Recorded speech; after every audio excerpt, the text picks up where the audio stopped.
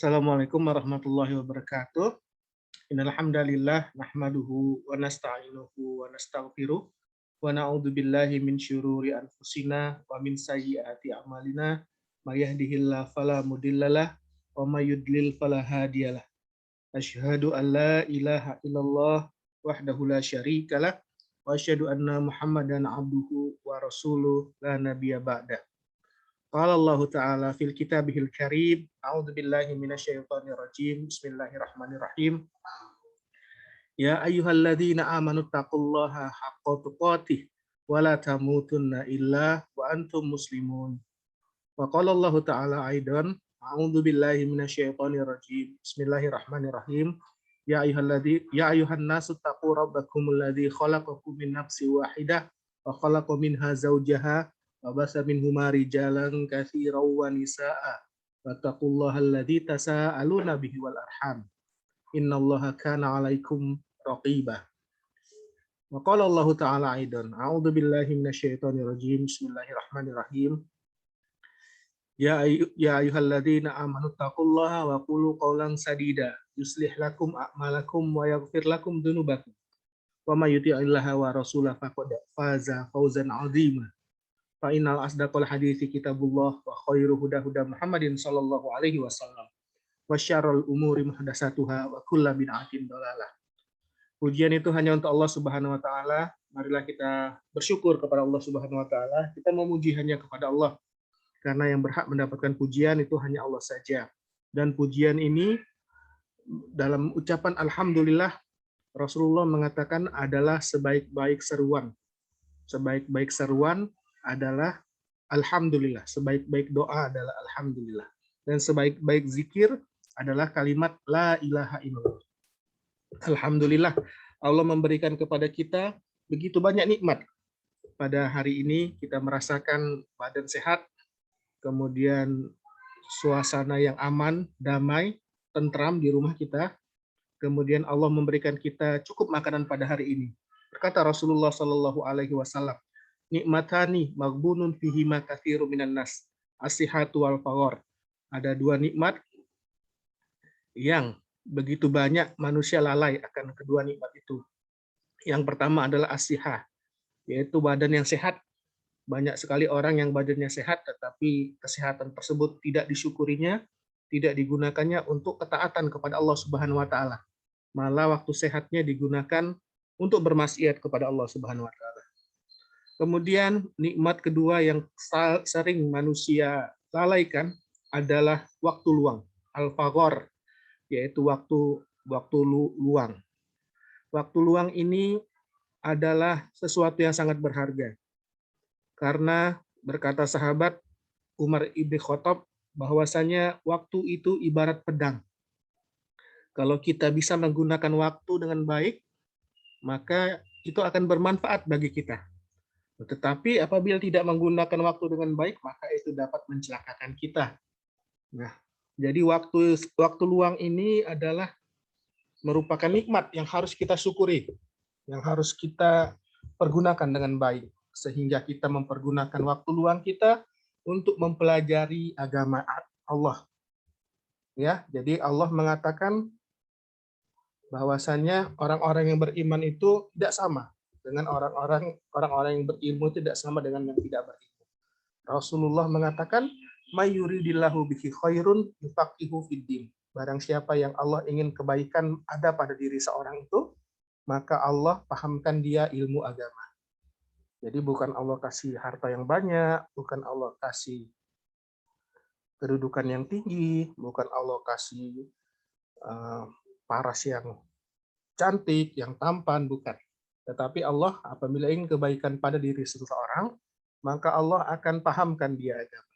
Dan berkata Imam Asy-Syafi'i rahimahullah, Imam Syafi'i mengatakan, seseorang itu apabila tidak dia mencintai ilmu agama, tidak bersemangat di dalam menuntut ilmu agama, belajar ilmu agama, fala khairu fi, maka tidak ada kebaikan pada diri seseorang itu. Jadi orang yang tidak mencintai agama, tidak mempelajari ilmu agama, tidak beramal dengan agama, maka tidak ada kebaikan pada diri seseorang itu. berkata seperti itu Imam Asy-Syafi'i.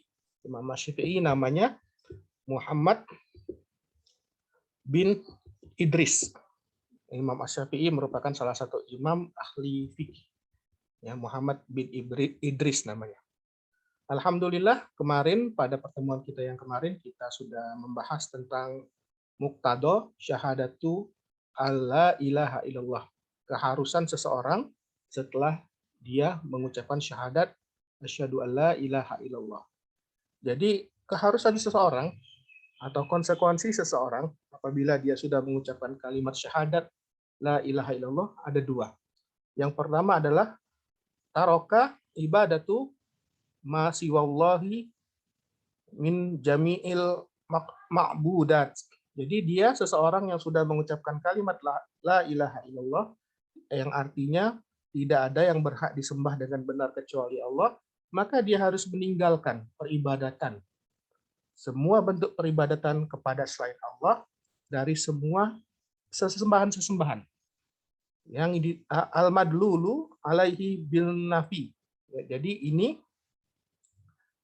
ditunjukkan dengan kita menafikan, ya. Jadi kita menafikan semua sesembahan, semua bentuk peribadatan kepada semua sesembahan-sesembahan selain Allah. Jadi kita harus meninggalkan semua hal tersebut. Wa huwa qauluna la ilaha illallah. Dan itu adalah konsekuensi dari perkataan kita la ilaha. Tidak ada yang berhak disembah dengan benar. Ya.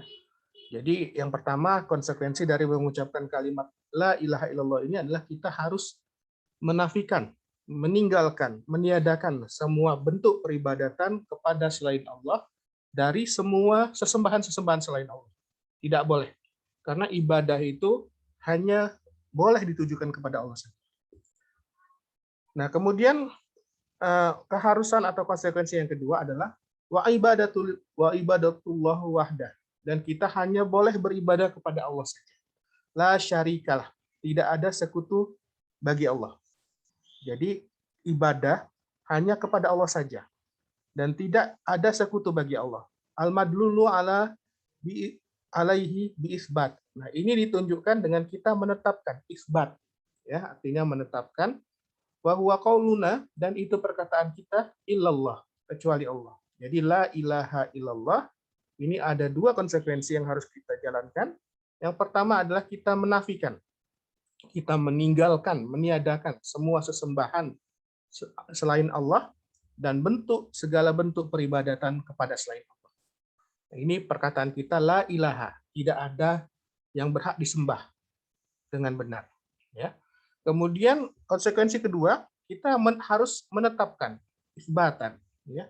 Menetapkan bahwa ibadah itu hanya kepada Allah saja. Tidak boleh ada sekutu bagi Allah. Tidak boleh kita mempersekutukan Allah. Nah, ini namanya isbatan. Karena selain daripada Allah, dia tidak berhak disembah. Karena tidak ada pencipta selain Allah, tidak ada pemberi rezeki selain Allah, tidak ada yang menghidupkan, yang mematikan selain Allah, tidak ada yang mengatur alam semesta ini selain Allah. Maka hanya Allah saja yang berhak disembah dengan benar. Nah, orang yang sudah mengucapkan kalimat la ilaha illallah ini, maka dia harus beribadah hanya kepada Allah saja. Dan juga harus meninggalkan segala bentuk peribadatan, segala bentuk sesembahan selain Allah. Tidak boleh dia menyeru bersama Allah sesembahan-sesembahan yang lain. Seperti yang Allah katakan di dalam surat Jin ayat 18. A'udzubillahi minasyaitonirrajim. Bismillahirrahmanirrahim. Innal masajida lillah fala tad'u ma'allahi ahadan. Sesungguhnya masjid-masjid itu adalah milik Allah. Tempat rumahnya Allah. Fala tad'u ma'allahi ahadan. Maka janganlah kalian menyeru bersama Allah sesuatu pun. Tidak boleh kita mempersekutukan Allah. Karena berbuat syirik ini adalah dosa yang paling besar. Yang tidak akan diampuni kalau seseorang itu mati dalam keadaan tidak sempat bertaubat dari perbuatan syirik. Allah mengatakan dalam Al-Qur'an, A'udzubillahi minasyaitonirrajim. Bismillahirrahmanirrahim. Innallaha la yaghfiru an yushraka bihi wa yaghfiru ma duna dzalik liman yasha. Sesungguhnya Allah tidak akan mengampuni dosa mempersekutukannya. mempersekutukan Allah, berbuat syirik, Allah tidak akan mengampuni orang yang mati dia belum sempat bertobat dari perbuatan syirik. Wa yaghfiru ma duna dzalik liman yasha. Dan Allah akan mengampuni dosa-dosa selain dosa syirik. Jadi kalau mati seseorang muslim belum sempat dia bertaubat, misalkan dari dosa mencuri, kemudian berzina atau dosa memakan riba, ya, dia belum sempat bertobat dari perbuatan tersebut, tetapi dia tidak mempersekutukan Allah, masih ada kemungkinan kalau Allah berkehendak, Allah Maha Pengasih lagi Maha Penyayang, Allah akan mengampuni dosa-dosanya. Tetapi apabila dalam hidupnya dia mempersekutukan Allah dan dia belum bertaubat sampai dia mati tetap dalam keadaan musyrik, maka Allah akan mengharamkan surga atasnya. Allah mengatakan dalam Al-Qur'an, a'udzubillahi minasyaitonirrajim, bismillahirrahmanirrahim, innahu man yusyrik billah faqad haramallahu alaihi jannah wa ma'wahu nar. Sesungguhnya siapa yang mempersekutukan Allah, maka Allah akan mengharamkan atasnya surga, tidak akan dia masuk surga. Wa ma'wahu nar, dan tempat kembalinya, tempat dia akan berdiam selama-lamanya adalah negeri kebinasaan, yaitu neraka, yang memang siksaannya sangat berat. Tidak akan seorang itu sanggup masuk ke dalam neraka. Nah, hal ini telah Allah tetapkan, jadi kita harus benar-benar menghindari perbuatan syirik ini. Nah, perbuatan syirik ini akan dapat kita hindari apabila kita belajar, apabila kita mengilmui. Sebagaimana Allah katakan di dalam Al-Qur'an, a'udzubillahi minasyaitonirrajim, fa'lam annahu la ilaha illallah wastaghfir lidzambik. Allah mengatakan di dalam Al-Qur'an surah Muhammad ayat 19, maka ketahuilah oleh kalian bahwasanya tidak ada yang berhak disembah dengan benar kecuali Allah, dan minta ampunlah atas dosa-dosa kalian. Nah, di sini Allah memerintahkan kepada kita untuk berilmu dulu, untuk belajar dulu, untuk mengetahui dulu. Nah, kemudian setelah kita mempunyai ilmu, baru kita beramal dengannya. Jadi kita menyembah Allah karena ilmu, dengan cahayanya Allah. Jadi kita benar-benar memasukkan keyakinan ini ke dalam jantung kita, benar-benar kita mengetahui bahwasannya tidak ada yang berhak disembah dengan benar kecuali Allah, benar-benar kita yakin dengan kalimat ini, tidak ada sedikit pun keraguan di dalam jantung kita. Benar-benar kita menerima segala konsekuensi yang mengharuskan kita setelah kita mengucapkan syahadat la ilaha illallah. Kemudian kita benar-benar ikhlas hanya beribadah mengharapkan pahala dari Allah di akhirat, hanya mengharapkan keridhaan dari Allah. Kemudian kita benar-benar mencintai Allah di atas segala-galanya. Kita mencintai Allah, kemudian mencintai Rasul-Nya, melebihi semuanya. Jadi kita hanya menempatkan cinta kita kepada Allah, kemudian kepada Rasul-Nya, melebihi semua cinta kita kepada yang lain. Dan tidak kita mencintai seseorang, kecuali hanya karena Allah saja. Nah, dengan berilmu, kita akan terhindar dari perbuatan-perbuatan bodoh. Karena ilmu tersebut akan mengangkat kita dari kebodohan. Allah mengatakan dalam Al-Quran, wa qadara rabbuka alla ta'budu illa iyyahu, dan telah menetapkan Tuhanmu, Allah Tuhanmu telah menetapkan bahwasanya tidak ada yang boleh kalian sembah kecuali hanya kepadanya saja. Jadi segala bentuk peribadatan, segala bentuk ibadah hanya boleh ditujukan kepada Allah saja. Ini dalam surat Al-Isra ayat 23. Kemudian di dalam surat An-Nisa ayat 36 Allah mengatakan, a'udzubillahi minasyaitonirrajim, wa'budullaha wa la tusyriku bihi syai'an. Dan sembahlah oleh kalian Allah, dan janganlah kalian mempersekutukan dengannya sesuatu pun. Jadi tidak boleh mempersekutukan Allah dengan sesuatu pun, karena ini merupakan haknya Allah. Rasulullah mengatakan, hakullah alal ibadi, haknya Allah atas hamba-hambanya adalah anta buduhu wala tusyriku bihi syai'an. Adalah hamba-hambanya Allah itu menyembah Allah saja tanpa mempersekutukan Allah dengan sesuatu. Itu haknya Allah terhadap makhluknya. Nah, apabila segala makhluk Allah itu sudah menjalankan haknya Allah, maka makhluk tersebut akan menerima haknya sebagai makhluk. Apa haknya makhluk kata Rasulullah? Bahwasanya haknya makhluk itu adalah Allah tidak akan menyiksa mereka jika mereka benar-benar menjalankan haknya Allah. Jadi jika makhluk tersebut, manusia dan jin, benar-benar hanya beribadah kepada Allah saja, tidak mempersekutukan Allah dengan sesuatu pun, maka mereka berhak untuk tidak disiksa oleh Allah. Nah, tidak dimasukkan Allah ke dalam neraka.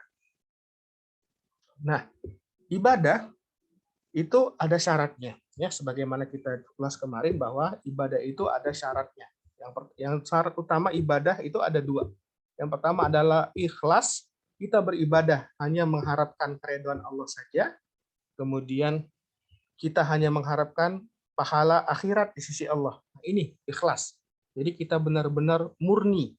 Ikhlas itu seperti susu. Jadi susu itu keluar dari perut binatang, ternak, dari sapi, dari kambing. Padahal di dalam perutnya itu ada kotoran, ada darah. Nah, tetapi susunya tersebut tidak tercampur dengan darah dan kotoran, murni. Nah, itulah ikhlas. Kita beribadah murni, hanya ingin mendapatkan keridhaan Allah saja, hanya ingin mendapatkan kasih sayang Allah saja. Kemudian kita hanya ingin mendapatkan balasan dari Allah di akhirat. Itu bentuk keikhlasan. Jadi, seseorang itu, kata Rasulullah, tidak bisa dia masuk surga dengan amalannya. Amalan kita ini sangat sedikit. Kita hanya sholat sebentar, kemudian berzakat sedikit, ya. Nah, umur kita cuma sebentar. Berkata Rasulullah, "A'maru ummati ma baina sittina wa sab'ina." Umur umatku itu antara 60 sampai 70 tahun. Sedikit sekali kita beramal ini. Waktunya sangat pendek. Tetapi Allah balas dengan surga. Nah, jadi seseorang itu tidak bisa masuk surga dengan amalannya. Walaupun Rasulullah Shallallahu Alaihi Wasallam, beliau tidak masuk surga dengan amalannya. Tetapi yang memasukkan seseorang itu ke dalam surga adalah berkat karena karunia Allah dan kasih sayangnya. Nah, jadi itu yang kita gapai, yang coba kita raih. Yaitu kita ingin meraih karunia dari Allah, pemberian dari Allah, kemudian kita mencoba meraih sayangnya Allah, kasih sayang Allah. Nah, jadi sifat Ar-Rahim Allah, ya. Jadi kalau Ar-Rahman, sifat Allah itu pengasih secara umum. Jadi semua orang, baik itu kafir maupun muslim di dunia ini, Allah kasih rezeki, Allah kasih kesehatan, Allah kasih air minum, Allah kasih makanan. Itu sifat Ar-Rahman Allah. Nah, tetapi sifat Ar-Rahim itu nanti hanya Allah berikan di akhirat kepada hamba-hambanya yang beriman. Sifat Ar-Rahim. Jadi kasih sayang Allah itu terus-menerus. Nah, ini Allah berikan di dunia kepada orang beriman berupa ketenangan. Allah menurunkan ketenangan bagi orang-orang yang beriman, dan dengan ketenangan dalam jantungnya, orang-orang beriman itu akan bertambah-tambah keimanannya. Ya. Nah, kemudian syarat ibadah yang kedua, selain kita ikhlas, hanya mengharapkan keridhaan Allah, hanya mengharapkan balasan Allah di akhirat, adalah kita harus muttabaah, mengikuti contoh dari Rasulullah Shallallahu Alaihi Wasallam.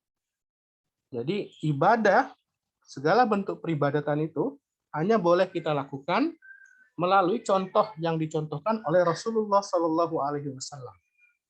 Ya, Allah mengatakan di dalam surat Ali Imran, "A'udzubillahi minasyaitonirrajim. Qul in kuntum tuhibbunallah fattabi'uni yuhibbukumullah wa yaghfir lakum dzunubakum. Wallahu ghafurur rahim."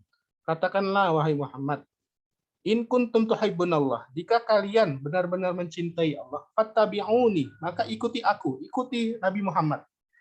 Allah menyuruh Nabi Muhammad untuk mengabarkan kepada umatnya bahwasanya apabila kalian benar-benar mencintai Allah, maka kalian ikuti aku, ikuti Nabi Muhammad. Fattabi'uni yuhibbukumullah, dengan mengikuti Nabi, dengan mengikuti contoh-contoh yang Rasulullah contohkan, Allah akan mencintai kalian. Yuhibbukumullah. Kalau Allah sudah cinta kepada kita, pasti Allah akan memasukkan kita ke dalam jannah. Ya. Yuhibbukumullah wa yaghfir lakum dzunubakum. Dan Allah akan mengampuni dosa-dosa kalian. Nah, dengan kita mengikuti contoh dari Rasulullah Shallallahu Alaihi Wasallam, Allah akan mengampuni dosa-dosa kita. Padahal amalan itu tidak berat. Misalkan kita mengikuti sunnah dari Rasulullah Shallallahu Alaihi Wasallam, misalkan bagi laki-laki memelihara jenggot, ya itu kan tidak berat. Cuma paling di ejek aja sedikit sama orang-orang yang nggak suka, ya nggak masalah. Nah, tetapi selama kita menjalankan sunnah dari Rasulullah Shallallahu Alaihi Wasallam, maka Allah akan mencintai kita dan Allah akan mengampuni dosa-dosa kita dengan hal tersebut. Jadi kita niatkan kita mengikuti Rasulullah karena kita cinta kepada Allah. Qul in kuntum tuhibbunallah fattabi'uni. Kita mengikuti Rasulullah karena Allah yang menyuruh.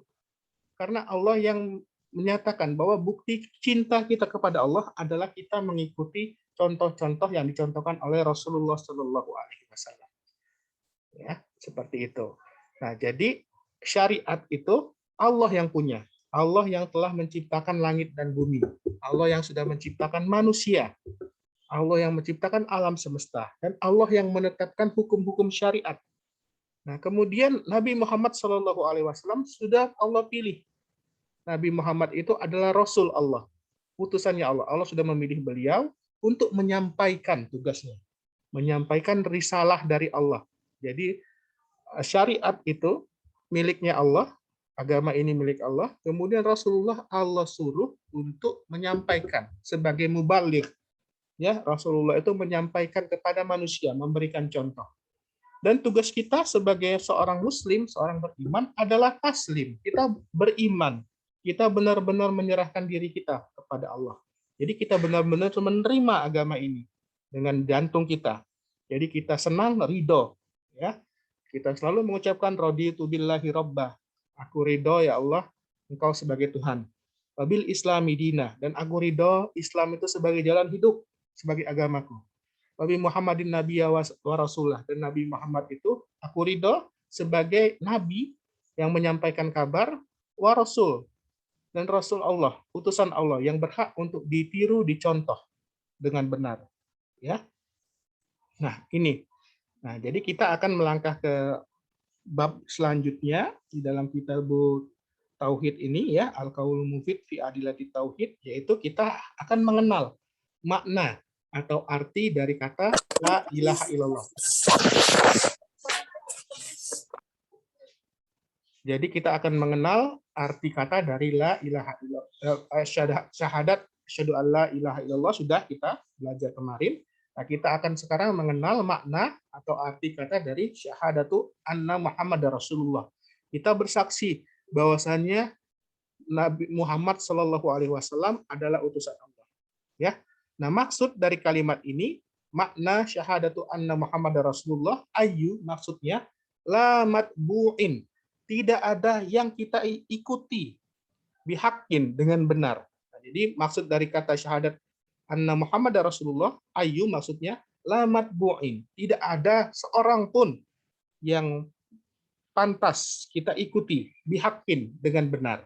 Jadi tidak ada seorang pun yang pantas kita ikuti dengan benar illa Rasulullah Shallallahu Alaihi Wasallam, kecuali Rasulullah Shallallahu Alaihi Wasallam. Nah, ini artinya, ya. Kemudian wa ghairu Rasulullah Shallallahu Alaihi Wasallam, dan selain Rasulullah Shallallahu Alaihi Wasallam, jika at-tabi diikuti, fima dengan tidak ada di dalamnya, la dalil, tidak ada dalil di dalamnya, alaihi atasnya, faqad ittabi'u bibatil, maka sungguh dia sudah diikuti dengan sesat. Ya, jadi makna dari syahadat la ilaha illallah kita sudah tahu bahwasanya tidak ada yang berhak disembah dengan benar kecuali Allah. Kemudian makna syahadat anna Muhammadar Rasulullah, yaitu maksudnya la matbu'in, tidak ada yang diikuti bihakin dengan benar illa Rasulullah sallallahu alaihi wasallam, selain Rasulullah sallallahu alaihi wasallam. Wa ghairu Rasulullah sallallahu alaihi wasallam, ini tabi'ah jika dia diikuti fima la dalilun alaihi, dengan apa yang tidak ada dalil atasnya, faqadi tabi'u bil batil, maka dia sungguh sudah diikuti dengan sesat. Ya. Nah, jadi artinya ini. Jadi kita hanya mengikuti Rasulullah Shallallahu Alaihi Wasallam karena tidak ada yang berhak diikuti dengan benar kecuali Rasulullah Shallallahu Alaihi Wasallam. Selain Rasulullah Shallallahu Alaihi Wasallam, seseorang pun, siapapun dia, selain Rasulullah Shallallahu Alaihi Wasallam, jika dia diikuti dalam suatu hal tanpa ada dalil atasnya, maka sungguh dia telah diikuti dengan sesat. Nah, jadi ini. Jadi kita mengikuti seseorang, mencontoh seseorang harus ada dalilnya, ya. Nah, tetapi kalau Rasulullah Shallallahu Alaihi Wasallam itu wajib kita ikuti karena beliau adalah Rasulullah. Ya, Rasulullah itu adalah utusan Allah. Jadi sudah menjadi hak Rasulullah untuk diikuti, untuk dicontoh. Apa yang Rasulullah perintahkan itu harus dilakukan. Apa yang Rasulullah larang itu harus dijauhi. Ya. Nah, Allah Subhanahu wa taala mengatakan di dalam Al-Qur'an, A'udzubillahi minasyaitonirrajim, Bismillahirrahmanirrahim. Ittabi'u ma unzila ilaikum mir rabbikum wa la tattabi'u min dunihi auliya qalilam ma tadakkarun. Nah, Allah mengatakan dalam surat Al-A'raf ayat 3, Ittabi'u, ikutilah oleh kalian ma unzila ilaikum, apa-apa yang telah diturunkan kepada kalian mir rabbikum, dari Tuhan kalian. Nah, ini maksudnya apa yang Allah turunkan ini Al-Qur'an. Kemudian sunnah Rasulullah, ya. Wala tattabi'u min dunihil auliya, wala tattabi'u min dunihi auliya, dan janganlah kalian mengikuti dari selainnya sebagai pemimpin. Nah, jadi tidak kita boleh menjadikan selain Al-Qur'an dan kemudian selain sunnah Rasulullah Shallallahu Alaihi Wasallam sebagai acuan, sebagai pedoman. Tidak boleh kita jadikan selain keduanya itu sebagai pedoman, sebagai acuan. Qalilam ma tadzakarun.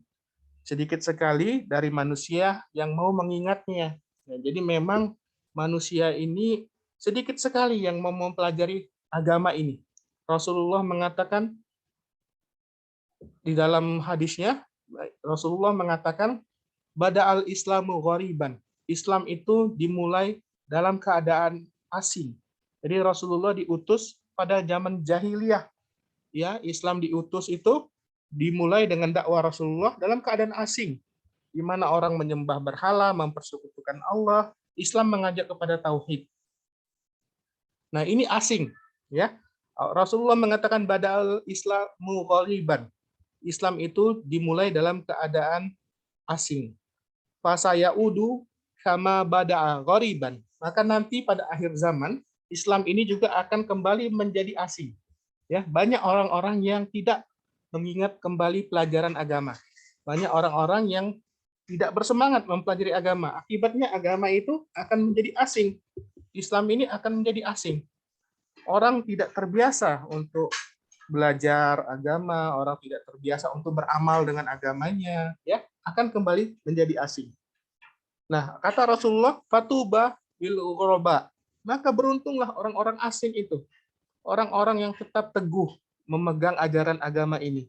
Orang-orang yang tetap mengikuti apa yang Allah turunkan kepada mereka, mengikuti Al-Qur'an, kemudian mengikuti sunnah Rasulullah Shallallahu Alaihi Wasallam. Rasulullah mengatakan, khairukum man ta'allamal Qur'an wa 'allamahu. Sebaik-baik kalian adalah yang belajar Al-Qur'an dan yang mengajarkannya.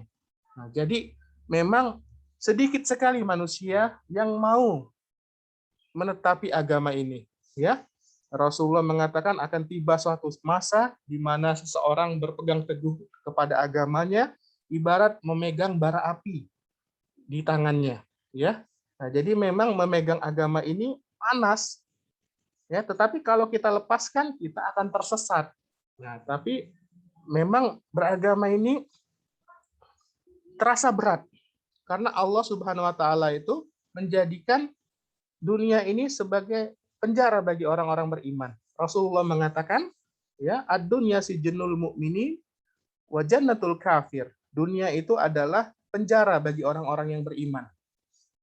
Wa jannatul kafir, dan surga bagi orang-orang kafir. Jadi orang-orang beriman walaupun Allah berikan dia harta yang banyak, kekuasaan yang besar, ya, Allah berikan dia rezeki yang begitu luas, tetapi dia harus tetap membelanjakan hartanya sesuai dengan hak-haknya.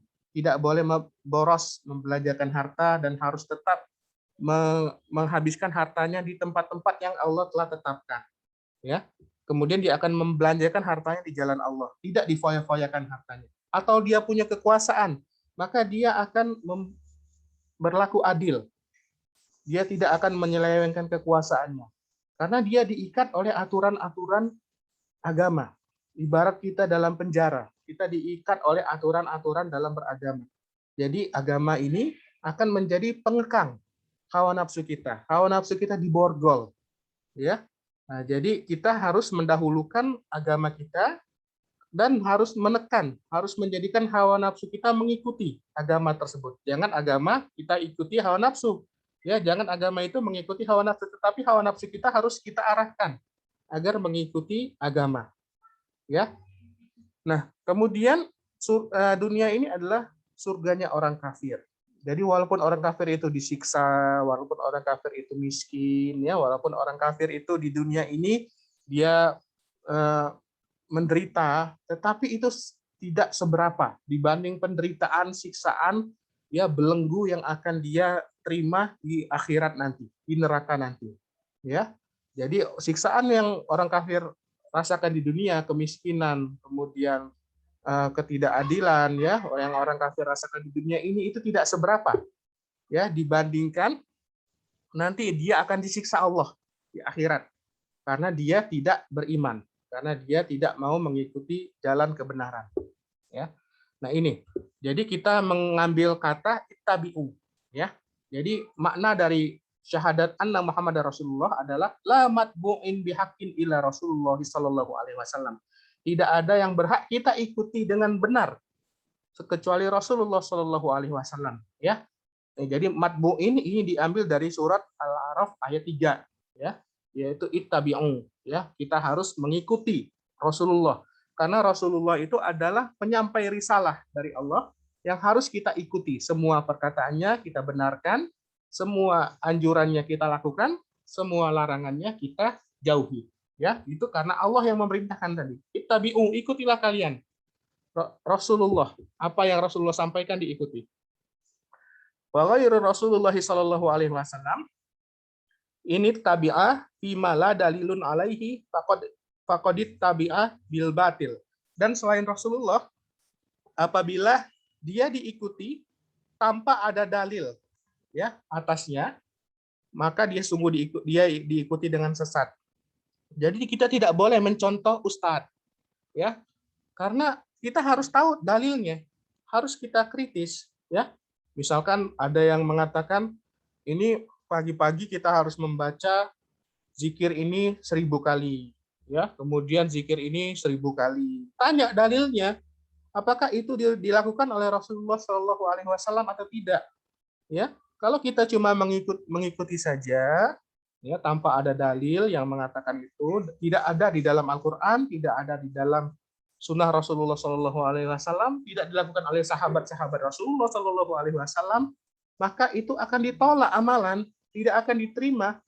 Rasulullah mengatakan dalam hadis sahih, ya, yang diriwayatkan oleh Imam Muslim, man amila amalan laisa alaihi amruna fahuwa raddun. Barang siapa yang berbuat amalan, yang berbuat ibadah, laisa alaihi amruna, tidak ada perintah dari kami, tidak ada perintah contoh dari Rasulullah, fahuwa raddun, maka dia ditolak. Akan capek saja beramal kalau amalan itu tidak mengikuti Rasulullah Shallallahu Alaihi Wasallam. Karena Allah menyampaikan risalah agama ini melalui Rasulullah sebagai mubalik, sebagai penyampai agama ini. Ya, jadi yang tidak melalui Rasulullah itu berarti bukan dari Allah. Karena Allah menyampaikan agama ini melalui Rasulullah. Rasulullah sudah Allah pilih sebagai orang terbaik yang mau menyampaikan, yang bisa menyampaikan agama ini Rasulullah. Sudah Allah pilih dari seluruh alam ini. Jadi sejak Rasulullah Shallallahu Alaihi Wasallam diutus, apabila dia ada yang tidak beriman dengan Rasulullah, maka dia sungguh kafir. Ya, jadi siapa yang tidak beriman dengan Rasulullah Shallallahu Alaihi Wasallam setelah Rasulullah diutus, dia sudah mendengar Rasulullah sudah diutus, dia tidak beriman, maka dia kafir. Walaupun Nabi Isa alaihi salam nanti di akhir zaman, beliau akan diturunkan oleh Allah dari langit untuk membunuh Dajjal, Nabi Isa pun harus mengikuti syariat Rasulullah Shallallahu Alaihi Wasallam. Ya, harus mengikuti syariat Nabi Muhammad Shallallahu Alaihi Wasallam, Nabi Isa. Jadi Nabi Isa alaihi salam di akhir zaman nanti sholatnya mencontoh Rasulullah Shallallahu Alaihi Wasallam. Ya, puasanya mencontoh Rasulullah Shallallahu Alaihi Wasallam. Jadi segala bentuk ibadah, ya, itu harus mencontoh Rasulullah Shallallahu Alaihi Wasallam. Nah, kemudian Allah Subhanahu Wa Taala mengatakan di dalam Al-Quran surat An-Nisa ayat 65, Allah mengatakan, A'udzubillahi minasyaitonirrajim. Bismillahirrahmanirrahim. Fala wa rabbika la yu'minuna hatta yuhaqqimuka fima syajara bainahum. Tsumma la yajidu fi anfusihim harajam mimma qadaita wa yusallimu taslima. Ya. Allah mengatakan, fala wa rabbika, maka tidaklah dan sungguh demi Tuhanmu, ya. Jadi Allah ini bersumpah ini, ya. La yu'minuna hatta yuhaqqimuka fima syajara bainahum.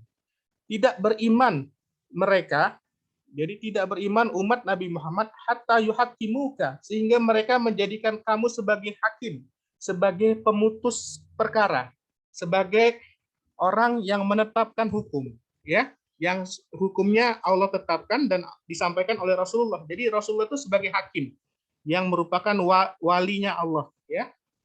Jadi Rasulullah itu menetapkan hukum. Nah, karena hukum itu dari Allah, kemudian Allah menyampaikan hukumnya melalui Rasulullah Shallallahu Alaihi Wasallam. Ya, jadi tidak beriman kalian sehingga kalian tidak beriman mereka umat Nabi Muhammad sehingga mereka menjadikan engkau sebagai hakim fima syajara bainahum, di dalam apa-apa yang mereka perselisihkan antara mereka.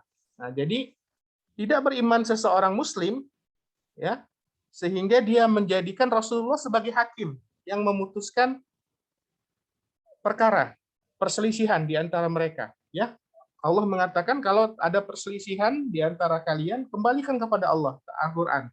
Kembalikan kepada sunnah Rasulullah Shallallahu Alaihi Wasallam.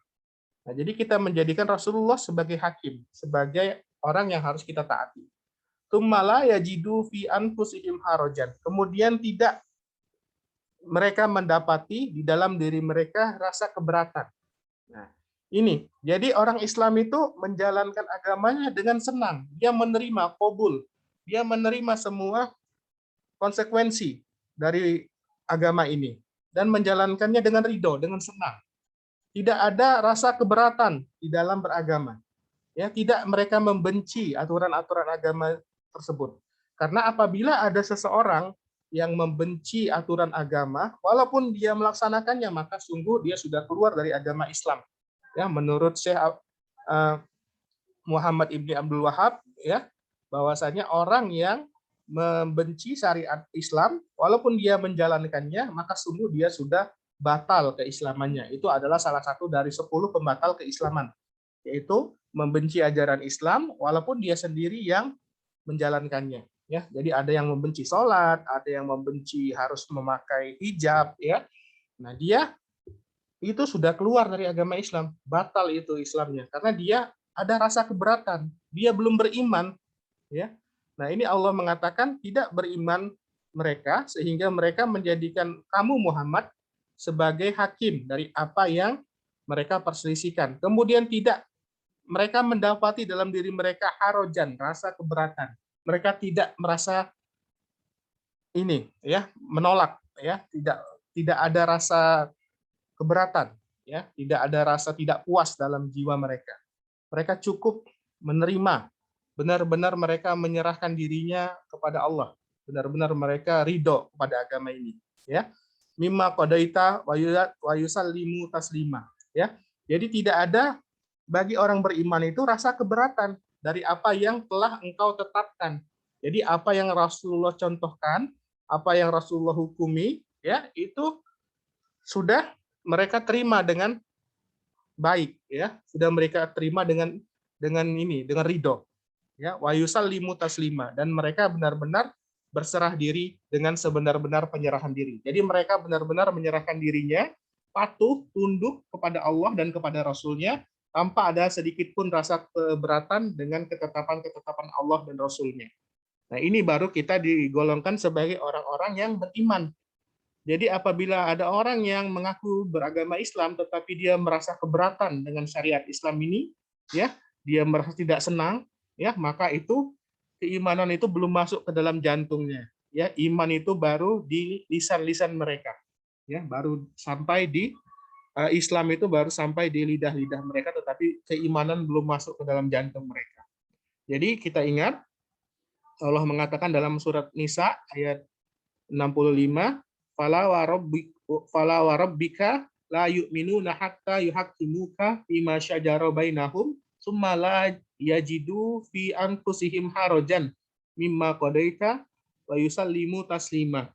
Maka tidak, dan sungguh demi Tuhanmu, tidak mereka beriman sehingga mereka menjadikan kamu, wahai Muhammad, sebagai hakim dengan apa yang mereka perselisihkan antara mereka. Kemudian mereka tidak mendapatkan rasa keberatan di dalam diri mereka dengan apa yang engkau telah tetapkan, ya.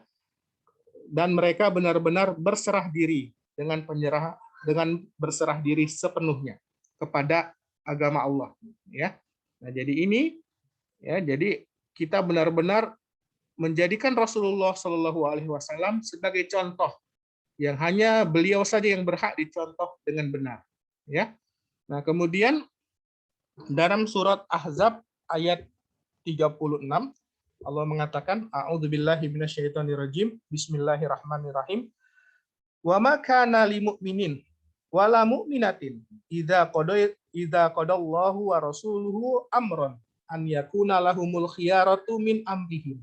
Wa may ya'sillaha wa rasulahu faqad dhalla dhalalan mubina. Nah, ini Allah mengatakan wa ma kana lil mu'minin, dan tidak pantas bagi seorang beriman laki-laki, wala mu'minatin, dan bagi mukminah, orang perempuan yang beriman. Jadi tidak pantas bagi orang laki-laki yang beriman dan tidak pula pantas bagi orang perempuan yang beriman idza qadallahu wa rasuluhu amran, apabila Allah dan Rasulnya telah menetapkan suatu urusan, an yakuna lahumul khiyaratu min amrihim, bahwa ada bagi mereka pilihan yang lain dari urusan mereka. Nah, jadi tidak pantas bagi orang yang mengaku beriman kepada Allah dan kepada Rasulnya, apabila Allah dan Rasulnya sudah menetapkan suatu urusan, mereka memilih urusan yang lain, memilih pilihan yang lain dalam urusan mereka, itu nggak boleh, ya. Jadi tidak pantas itu. Jadi kalau orang beriman itu sifatnya sami'na wa ata'na. Kami mendengar ya Allah dan kami taat. Jadi kita benar-benar menerima agama ini dengan jantung kita. Kemudian kita mengamalkannya dengan anggota badan kita. Dan kita melaksanakan amalan-amalan dalam agama kita ini dengan hati yang ridho, dengan hati yang senang. Ya, nah itu. Nah, kemudian Allah mengatakan, "Wa may ya'sillaha wa rasulah", barang siapa yang dia memaksiati Allah dan Rasulnya, dia tidak mentaati Allah dan Rasulnya, dia melanggar atau dia tidak menjalankan perintah Allah dan Rasulnya, faqad dhalla dhalalan mubina, maka sungguh dia telah sesat dengan kesesatan yang nyata. Ya. Nah, jadi ini bagi orang beriman, laki-laki dan perempuan, apabila Allah dan Rasulnya sudah menetapkan suatu urusan, maka dia akan ridho dengan ketetapan Allah tersebut. Maka dia akan mengikuti semua aturan yang Allah berikan. Jadi semua larangan Allah dia akan jauhi. Semua perintah Allah akan dia kerjakan semampunya. Jadi kita mengerjakan semua perintah Allah itu semampunya kita kerjakan. Ya. Allah tidak akan membebani suatu kaum, ya, la yukallifullahu nafsan illa wus'aha. Allah tidak akan membebani seseorang itu kecuali dengan kesanggupannya. Jadi marilah kita beramal soleh, marilah kita mengerjakan semua perintah Allah dan perintah Rasulullah sesuai dengan kemampuan kita. Dan kita benar-benar meninggalkan semua yang Allah larang, semua yang Allah batasi. Itu kita harus patuhi, ya. Jadi Allah itu punya hukum, ya.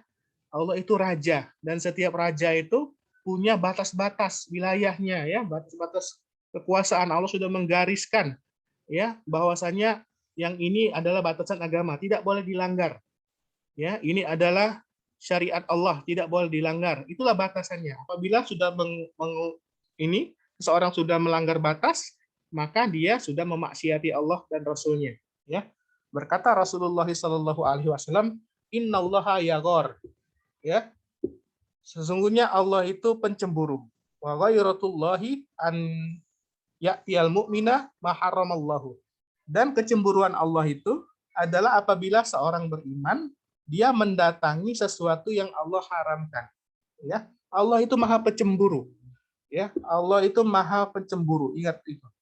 Ya, innallaha yaghar wa ghairullahi an ya'tiyal mu'minu ma harramallahu. Dan kecemburuan Allah itu apabila seorang mukmin, seorang beriman, dia mendatangi apa yang Allah haramkan. Jadi dia berbuat kemaksiatan. Allah sangat cemburu. Ya, bayangkan. Itu yang kita harus ingat. Itu yang harus kita tanamkan. Ya, bahwa Allah itu sangat pencemburu. Tidak boleh seorang beriman itu melakukan apa-apa yang Allah haramkan. Ya, jadi berkata sahabat Nabi Abu Bakar As-Siddiq bahwasanya Allah itu maha pengasih, maha pengampun. Allah itu maha pengampun terhadap dosa-dosa besar. Jadi Allah itu maha pengampun terhadap dosa-dosa besar, maka janganlah kalian berputus asa. Nah, jadi Allah itu maha pengampun. Jadi walaupun sebesar apapun dosa, ya masih dibukakan pintu taubat bagi seseorang itu. Ya, jadi maka hendaklah kalian jangan berputus asa dengan rahmat Allah. Tidak boleh seseorang itu merasa dirinya sudah terlalu banyak dosa, tidak akan diampuni oleh Allah lagi dosanya, tidak boleh. Ya, karena Allah itu maha pengampun. Jadi Allah itu memberikan kesempatan seseorang untuk bertobat sampai nyawanya ada di tenggorokan. Ya. Bahkan Allah Subhanahu wa taala memberikan kesempatan kepada orang yang benar-benar melampaui batas. Firaun itu Allah beri kesempatan sampai Allah tenggelamkan. Ya, setelah mau tenggelam baru dia berkata amantu bi rabbi Harun wa Musa. Ya, Musa wa Harun. Saya beriman kepada Tuhannya Musa dan Harun. Nah, itu Allah sudah tunggu taubatnya Firaun, tetapi Firaun tidak mau bertobat sampai dia mati.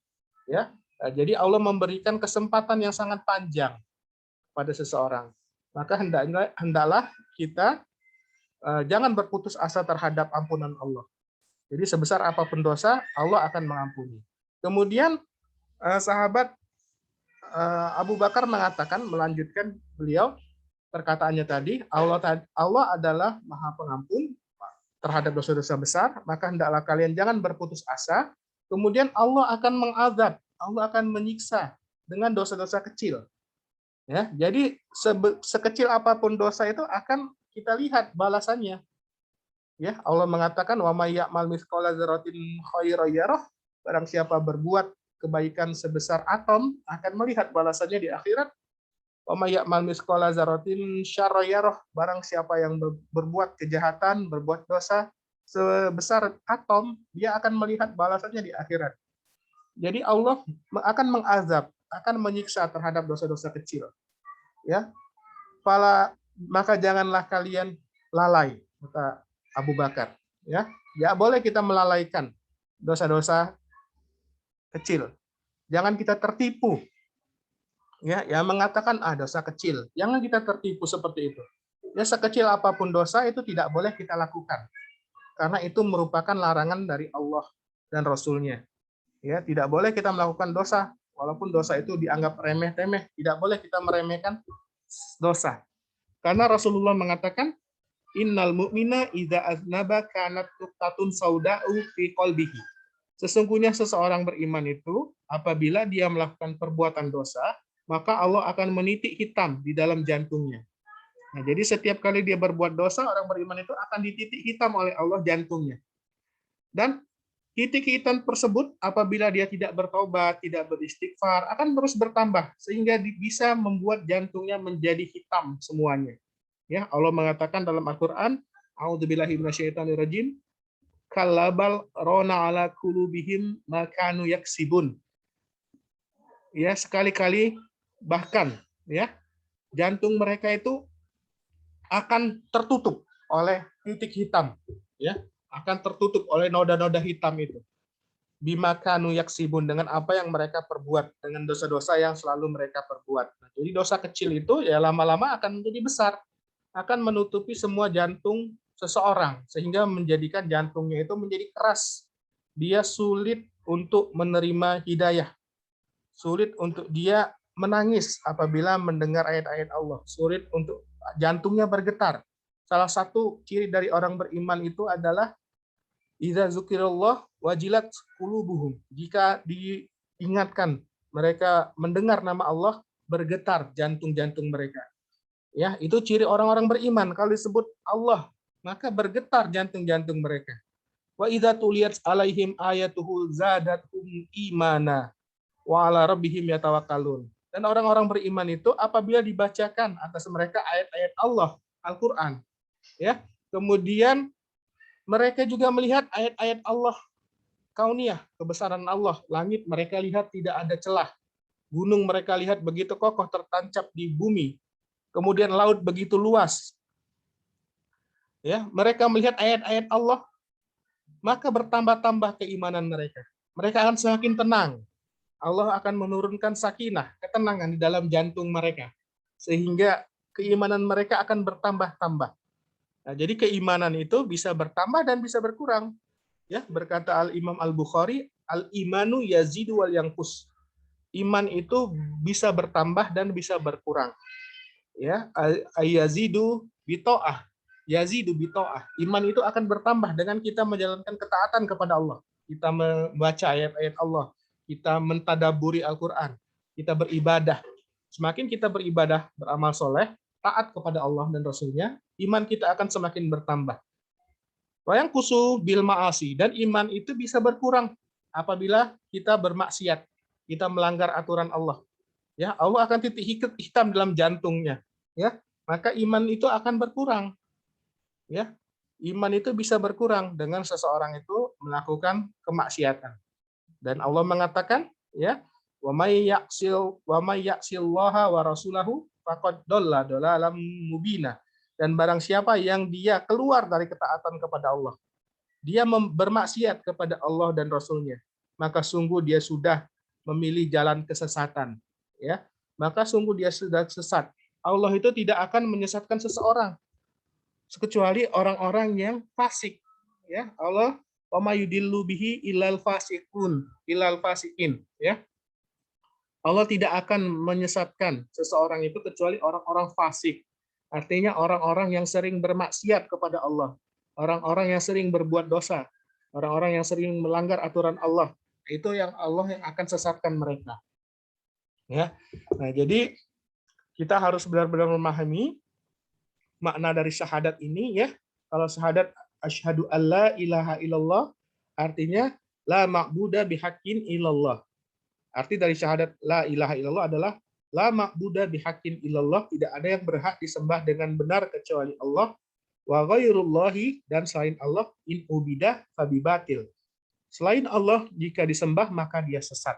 Ya, itu kita harus menjalankan konsekuensi syahadat la ilaha illallah tadi. Yang pertama adalah nafian, kita menafikan semua sesembahan, ya, selain Allah, wa isbatan, dan kita menetapkan hanya Allah saja yang berhak disembah dengan benar. Ya. Nah, setelah kita memahami makna syahadat asyhadu alla ilaha illallah, ya, kita memahami pula makna syahadat anna Muhammadar Rasulullah. Ya. Nah, makna dari syahadat anna Muhammadar Rasulullah, bahwasanya Nabi Muhammad itu Rasulullah, adalah la matbu'in bihaqqin illa Rasulullah sallallahu alaihi wasallam. Tidak ada yang berhak diikuti dengan benar kecuali Rasulullah sallallahu alaihi wasallam. Nah, jadi yang menjadi contoh kita, yang menjadi acuan kita dalam beribadah, dalam segala aspek kehidupan adalah Rasulullah sallallahu alaihi wasallam. Wa ghairu Rasulullah sallallahu alaihi wasallam ini tabi'ah fi ma la dalilun alaihi faqad tabi'ah bi batil. Ya, dan selain Rasulullah sallallahu alaihi wasallam, siapapun dia, maka apabila dia diikuti tanpa ada dalil atasnya, tidak ada perintahnya dalam Al-Qur'an, tidak ada contohnya dari Rasulullah, ya, seseorang itu diikuti tanpa ada dalil, faqad tabi'ah bi batil, maka sungguh dia sudah diikuti dengan sesat. Ya, jadi kita tidak boleh mengikuti kebanyakan manusia, karena kebenaran itu hanya menurut Allah dan Rasul-Nya. Jadi kebenaran itu dari Allah, Allah yang menurunkan kebenaran, dan kebenaran itu tidak diukur dengan banyaknya pengikut, dengan banyaknya orang yang mengikuti. Ya, Karena kalau kita mengikuti kebanyakan manusia, nih saya akan sesat. Tidak boleh kita mengikuti tanpa ada dalil, tanpa ada aturannya, tanpa ada panduannya di dalam Al-Quran dan Sunnah. Kemudian kita memahami dengan pemahaman yang dipahami oleh para sahabat Rasulullah Shallallahu Alaihi Wasallam. Dan dalam belajar kita juga harus dibimbing oleh ulama. Ya, jadi kita harus mempelajari Islam itu yang autentik, yang asli, ya, yaitu yang Islam ya bersumberkan kitabullah wa sunnati Rasulullah Shallallahu Alaihi Wasallam, kemudian dipahami dengan pemahaman sahabat dan dibawa dengan bimbingan ulama-ulama rasyidin. Ya, nah, itu pembahasan kita pada hari ini, yaitu tentang makna dari syahadat anna Muhammad Rasulullah. Mungkin adik-adik atau yang lain ada pertanyaan, silahkan.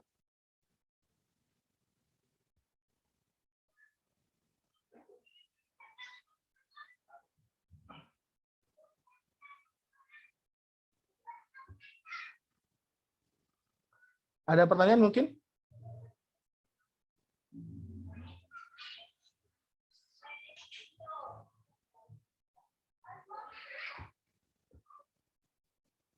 Anggi atau Farhan atau Yovira, mungkin ada pertanyaan?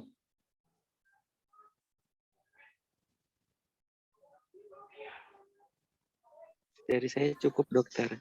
Alhamdulillah. Dari saya juga cukup, dok. Oke, udah mengerti ya.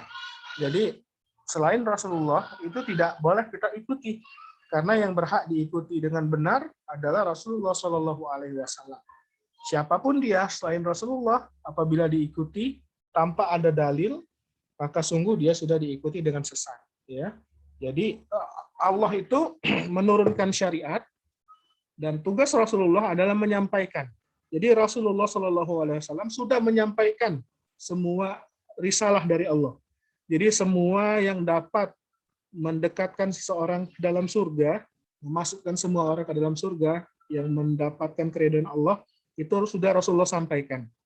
Dan semua hal yang bisa menyebabkan orang itu masuk neraka, semua hal yang bisa mendatangkan marah dari Allah, ya, yang bisa mendatangkan kemurkaan dari Allah, sudah Rasulullah sampaikan. Bahkan Rasulullah SAW sudah mengajarkan kita, bahkan sampai masuk ke dalam toilet pun Rasulullah sudah mengajarkan. Ya, masuk dengan kaki kiri, membaca doa, kemudian waktu kita melakukan hajat, ya, kita tidak boleh menghadap kiblat, kemudian kita bercebok dengan tangan kiri, ya, kemudian kita bercebok dengan air, kalau tidak ada air kita boleh bercebok dengan batu, ya, kemudian kita keluar, kita harus membersihkan dulu, disiram dulu toiletnya, itu Rasulullah mengajarkan semua. Kemudian kita keluar dengan kaki kanan dan mengucapkan ghufranaka, ya, kita minta ampunan kepada Allah. Nah, semua hal itu sudah Rasulullah ajarkan. Jadi tidak ada satu ibadah pun yang tidak diajarkan oleh Rasulullah. Nah, jadi tidak boleh kita berkreasi. Tidak boleh kita membuat-buat atau membuat hal-hal yang baru dalam beribadah. Ya, Rasulullah mengatakan, ya, wa syarrul umuri muhdatsatuha, dan seburuk-buruk perkara itu adalah perkara-perkara baru dalam beragama, dalam hal beribadah, perkara-perkara yang terbaru, yang dibuat-buat. Fakullu bid'atin dhalalah, dan setiap bid'ah itu perkara baru dalam beragama itu adalah sesat. Dan sesat itu tempatnya di neraka, ya. Jadi itu yang harus kita pahami, kita harus beribadah, beragama berdasarkan dalil Al-Qur'an dan As-Sunnah, kemudian yang dipahami dengan pemahaman para sahabat dan dibawa bimbingan para ulama. Ada lagi yang mau bertanya, silakan. Izin bertanya, dok. Silakan, Pina. Izin bertanya, dok. Mungkin ini di luar materi sebelumnya. Assalamualaikum warahmatullahi wabarakatuh. Waalaikumsalam Izin warahmatullahi bertanya, dok. wabarakatuh. Silakan, Pina. Saya izin bertanya mengenai terkait banyaknya dalil dan hadis tentang proses mandi besar atau mandi wajib, Ya. dok. Ya. Saya banyak mendengar berbagai persepsi bahwasanya dimulai dari yang sebelah kanan terlebih Ya, dahulu, benar. 3 kali memakai Ya. gayung atau dimulai dari wudu terlebih Ya. dahulu, seperti itu Dok. Bagaimana ya Dok yang benar dan berdasarkan hadis yang sesuai dan yang diajarkan Al-Quran. Terima kasih banyak Dok. Terima kasih, Vina. Ya. Nah, jadi yang diajarkan Rasulullah, ya, waktu kita mandi itu pertama kita mengucapkan Bismillah. Ya, jadi mengucapkan Bismillah dulu. Kemudian kita mencuci tangan kanan dulu, cuci tangan kanan. Kemudian cuci tangan kiri kita. Nah, setelah itu kita mencuci kemaluan. Ya, disiram dengan air kemaluan. Ya, kemaluan depan, kemaluan belakang. Nah, kemudian setelah itu baru kita seperti berwudu, berkumur-kumur 3 kali. Ya, kemudian masukkan air ke hidung 3 kali, mencuci wajah kita 3 kali, ya, mencuci tangan sampai siku, kanan dulu 3 kali, kiri 3 kali. Nah, kemudian baru kita menyela-nyela di rambut kita 3 kali, ya, dan di telinga kita seperti kita berwudu.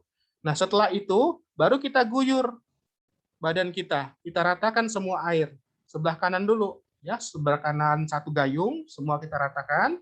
Sebelah kiri kemudian 1 gayung juga, ya, kita ratakan. Ya, kemudian 1 gayung lagi bolehlah mau nambah di depan di belakang, ya. Nah, kemudian setelah selesai semua, basah semua tubuh kita, sudah kita ratakan airnya, kita cuci kaki seperti berwudu. Kaki kanan dulu sampai mata kaki, kemudian kaki kiri sampai mata kaki. Kemudian kita mengucapkan doa, ya. Asyhadu alla ilaha illallah wahdahu la syarikalah wa asyhadu anna Muhammadan abduhu wa rasuluh. Nah, seperti itu. Jadi yang membedakan antara mandi dengan wudu itu cuma ininya saja, ya. Setelah kita cuci tangan, kan kita wudu juga sama cuci tangan dulu, tangan kanan dan tangan kiri. Nah, kemudian kita cuci kemaluan, ya, depan dan belakang. Kemudian seperti wudu lagi, ya, dari mulai memasukkan air ke kumur-kumur, hidung, kemudian muka, tangan kanan, tangan kiri, menyela-nyela rambut, ya. Kemudian baru mandi 2 gayung, 3 gayung, ya. Kemudian cuci kaki. Seperti itu, Pina. Gampang kok. Bagaimana, Pina? Iya Dokter, Alhamdulillah. Terima kasih banyak Dok. Ya. Cukup. Nah, jadi ini yang penting kita baca Bismillah pertamanya, ya. Kemudian mendahulukan tangan yang sebelah kanan, ya. Rasulullah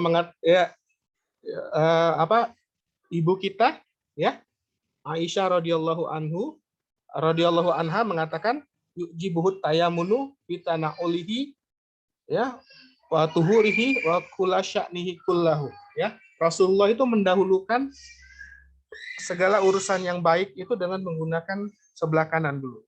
Jadi kalau mandi, ya, kalau dia menyisir, dia memakai sendal, ya, Rasulullah mendahulukan bagian kanan dulu.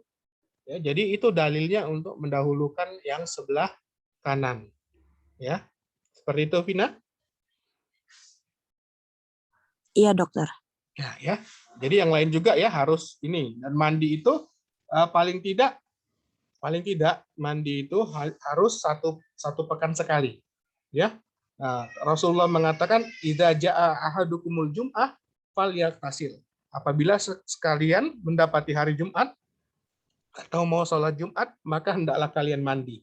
Nah, jadi menurut ajaran agama kita, mandi itu paling sedikit 1 minggu sekali, setiap hari Jumat.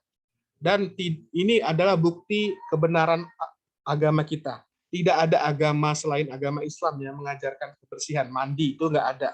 Ya, agama lain itu salah semua, sesat, ya. Karena dari segi kebersihan saja yang paling mengajarkan kebersihan agama kita.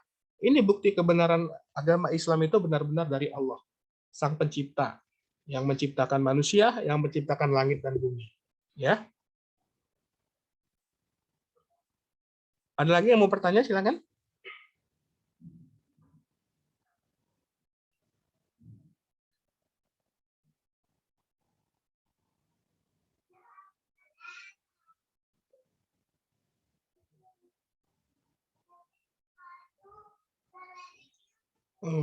Alhamdulillah, kalau tidak ada pertanyaan, mungkin bisa disimpan lagi, bisa ditanyakan di grup atau di pertemuan selanjutnya.